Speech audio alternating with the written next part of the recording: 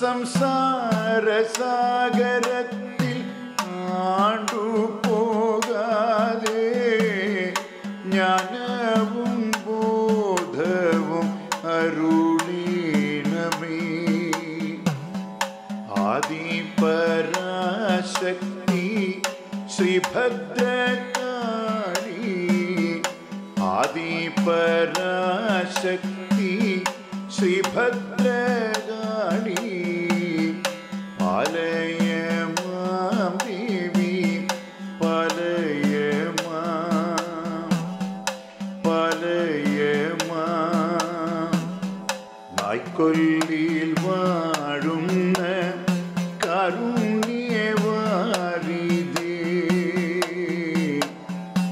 അമ്മേ.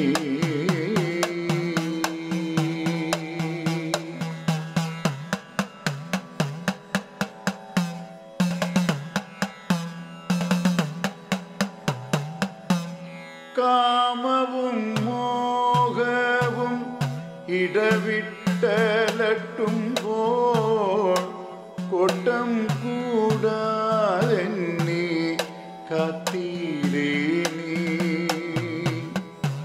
കാമവും മോഹവും ഇടവിട്ടലട്ടുമ്പോൾ കൊട്ടം കൂടാതെന്നെ കാത്തീരേ നീ.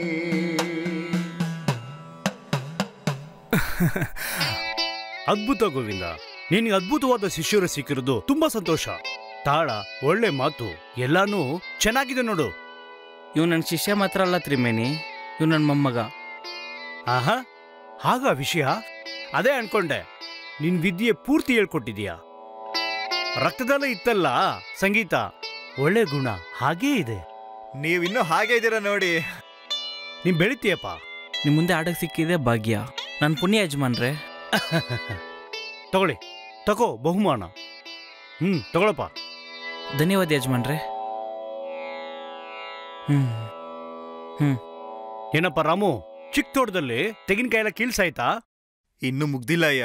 ಅಯ್ಯೋ, ಏನಪ್ಪ, ಆಳ್ಗಳನ್ನ ಕಳ್ಸಿ ಬೇಗ ಕೆಲಸ ಮುಗಿಸು. ತೋಟದಲ್ಲಿ ಕೆಲ್ಸಗಾರಿದ್ದಾರೆ, ಮತ್ತೆ ನಾನು ಹೋಗಿ. ಹಾ, ಹೊರಡು. ಕೃಷ್ಣ,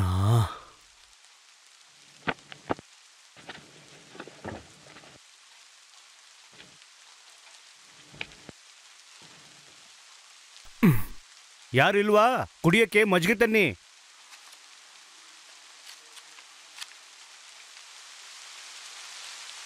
ಎಲ್ಲೇ ಹೋಗ್ತಿದ್ಯಾ? ಯಜಮಾನ್ರು ಮಜ್ಜಿಗೆ ಕೇಳಿದ್ರು, ಅವ್ರು ಕೇಳಿದ್ ಕೊಡಕ್ಕೆ ನಾನಿದ್ದೀನಿ. ನೀನ್ ರೆಡಿ ಮಾಡಿಟ್ರೆ ಸಾಕು, ಯಜಮಾನ್ರ ಮುಂದೆ ನಿಲ್ಬೇಡ. ಅದಿಲ್ ಕೊಡು.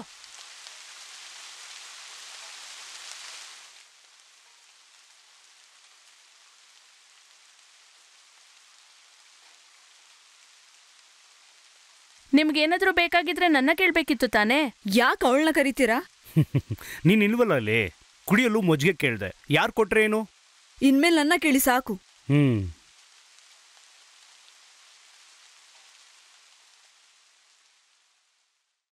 ತುಂಬಾ ಲೇಟ್ ಆಯ್ತು, ಅಪ್ಪ ಬೈತಾರೆ. ನಾವು ಬೇಕಾದ್ರೆ ಹೋಗಿ ನೋಡ್ಕೊಂಡ್ ಬರನ್ವಾ? ಹಾಗಾದ್ರೆ ನೀನ್ ಬರಲ್ವಾ?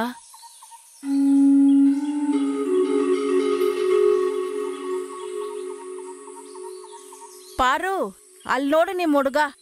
ಅಯ್ಯೋ ಹೋಗೆ. ಓ ಹೌದು, ಇವತ್ ಯಾಕೆ ಬೆಲೆ ಎಲ್ಲ ಜಾಸ್ತಿ? ಇವತ್ತೇನಾದ್ರೂ ವಿಶೇಷನಾ? ಹೌದು, ಇವತ್ತೊಂದು ವಿಶೇಷ ಪೂಜೆ ಇದೆ. ಅದನ್ನು ಯಾರಿಗೂ ಹೇಳ್ಬೇಡ ಅಂತ ಅಪ್ಪ ಹೇಳಿದ್ರು. ಯಾರಿಗೂ ಹೇಳ್ಬೇಡ ಆಯ್ತಾ? ನಾನು ಯಾರಿಗೂ ಹೇಳ್ತೀನಿ? ಅದೇನಂತ ದೊಡ್ಡ ಪೂಜೆ? ಅದೊಂದು ವಶೀಕರಣ ಪೂಜೆ. ಹುಡುಗಿನ ವಶೀಕರಣ ಮಾಡಕ್ಕೆ ಹುಡುಗ ಹುಡುಗಿಗೆ ವಶೀಕರಣ ಮಾಡ್ಬೇಕಂತೆ, ಅದಕ್ಕೆ ಈ ಪೂಜೆ. ಅದಕ್ಕೆ ತುಂಬಾ ದುಡ್ಡು ಖರ್ಚಾಗತ್ತಾ? ಯಾಕೆ, ನೀನು ಯಾರಿಗಾದ್ರೂ ವಶೀಕರಣ ಮಾಡಿಸ್ಬೇಕಾ?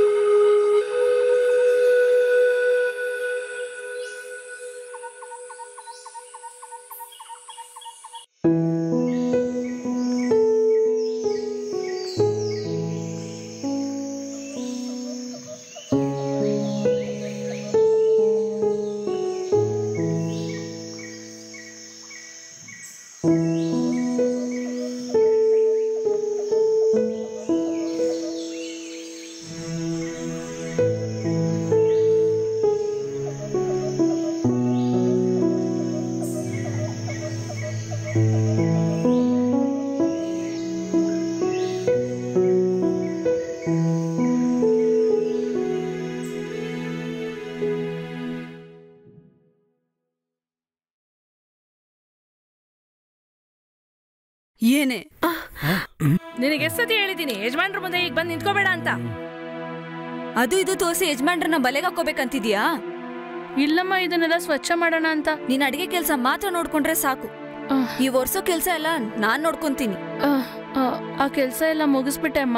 ಒಳಗಡೆ ಹೋಗು.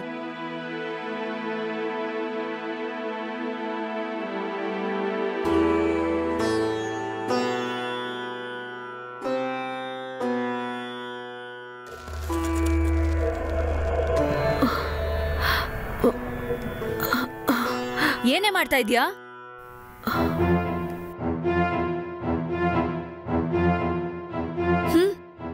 ಈ ಕರ್ಮನೇ ನಮ್ಮ ಮಧ್ಯಾಹ್ನಕ್ ಮಾಡಿರೋದು. ಇದನ್ ಯಾರೇ ತಿಂತಾರೆ? ಬಾಯಲ್ಲಿ ಇಡಕ್ಕಾಗಲ್ಲ ಇದನ್ನ. ನಿನ್ ಕೈ ಇಟ್ರೆ ಎಲ್ಲ ಹಾಳೋಗೋದ್ ನಿಜಾನೇ. ಬುದ್ಧಿ ಇಲ್ಲ ನಿನಗೆ.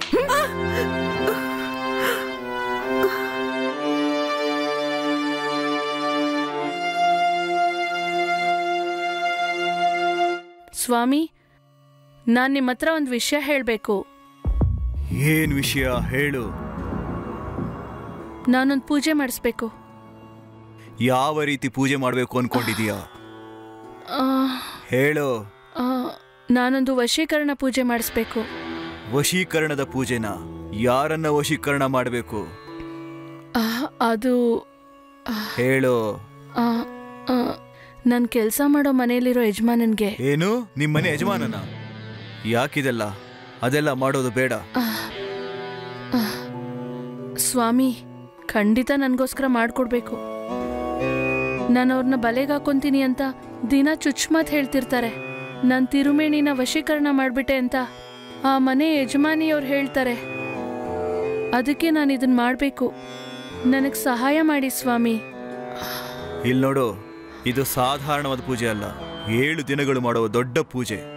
ಈ ಪೂಜೆ ಮಾಡ್ಲಿಕ್ಕೆ ಬಹಳಷ್ಟು ಸಾಮಗ್ರಿಗಳು ಬೇಕು. ಅದೆಲ್ಲ ಇದ್ರೇನೆ ನಾವು ಮಾಡೋಕ್ಕಾಗೋದು. ಅಷ್ಟ್ ಮಾತ್ರ ಅಲ್ಲ, ಪೂಜೆ ಮಾಡೋಂಥ ವ್ಯಕ್ತಿ ಮತ್ತೆ ಯಾರಿಗ್ ಮಾಡ್ತೀವೋ ಅವರಿಬ್ರು ಒಂದೇ ತರ ನಮಸ್ಕಾರ ಮಾಡಬೇಕು.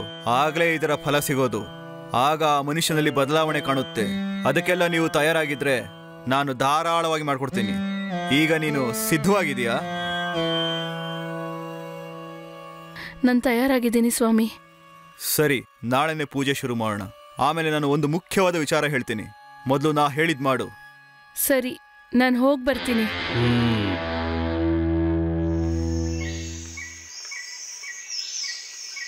ಏನೊಬ್ಳೆ ಬಂದಿದ್ಯಾ? ನಿನ್ ಗೆಳತಿ ಕಾಣ್ತಾ ಇಲ್ಲ? ಏಯ್, ಅದೆಲ್ಲ ಏನೂ ಇಲ್ಲ. ಸುಮ್ನೆ ಹೇಳ್ಬೇಡ. ಯಾಕೆ ಒಂಥರ ಇದೆಯಾ? ಏಯ್, ಏನೂ ಇಲ್ಲ. ಏನೋ ಬಚ್ಚಿರ್ತಿದ್ಯಾ? ಪರವಾಗಿಲ್ಲ, ಹೇಳು. ಇಲ್ಲ, ಅದೆಲ್ಲ ಏನೂ ಇಲ್ಲ.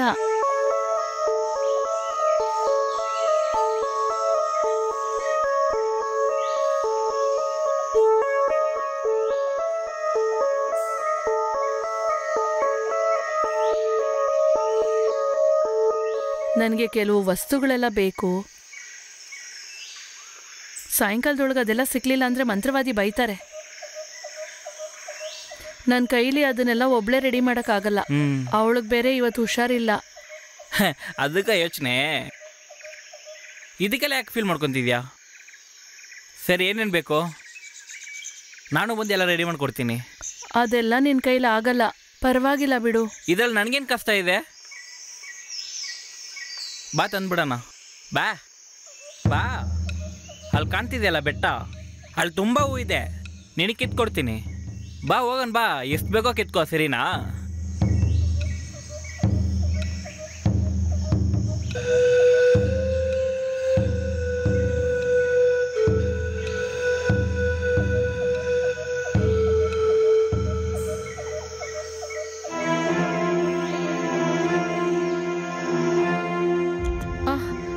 ಬೇಡ, ಯಾರಾದ್ರೂ ನೋಡ್ಬಿಡ್ತಾರೆ.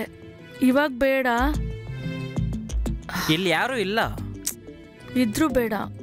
ನನಗೆ ಬೇಕಾಗಿರೋ ವಸ್ತುಗಳೆಲ್ಲ ಸಿಕ್ತು. ನಾನು ಹೋಗ್ಬೇಕು. ನನ್ನ ಬಿಡು. ಪಾರು, ಆಮೇಲೆ ಬರ್ತೀನಿ. ಪಾರು, ನಿಂತ್ಕೋ. ಹೋಗ್ಬೇಡ.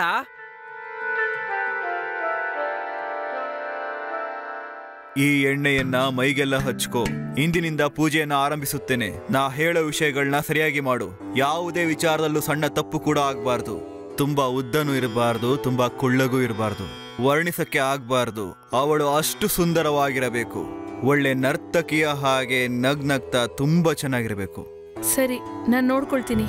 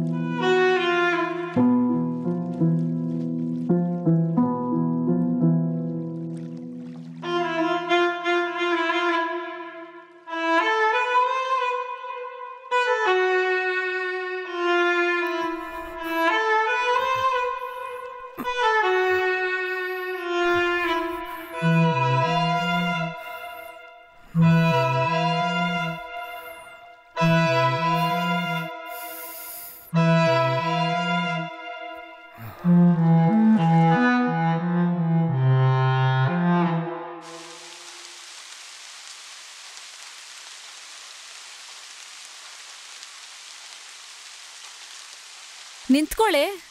ವಯ್ಯಾರವಾಗಿ ಎಲ್ಲೋ ಹೋಗ್ತಾ ಇದ್ಯಾ? ನಿನಗೆ ಹೇಳಿದೀನಿ ತಾನೇ ಹಿಂಗೆಲ್ಲ ಮಾಡ್ಬಾರ್ದಂತ. ಅಡಿಗೆ ಎಲ್ಲ ಮಾಡಿ ಮುಗಿಸ್ಬಿಟ್ಟಾ? ನಾನೋಗಿ ನೋಡ್ತೀನಿ ಇರು.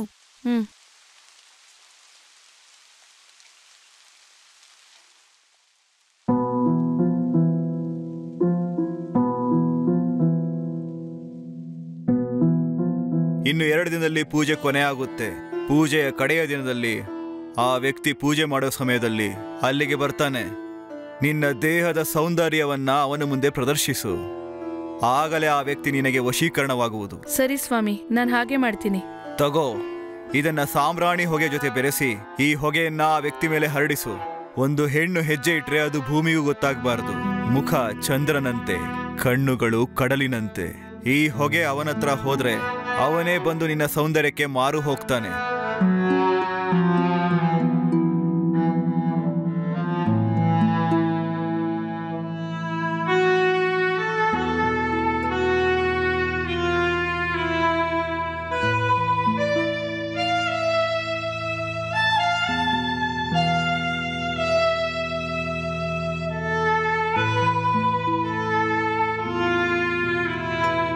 ಶ್ರೀರಾಮ ಪಾಹಿ ಮಾಂ ಜಯ ರಘುರಾಮ.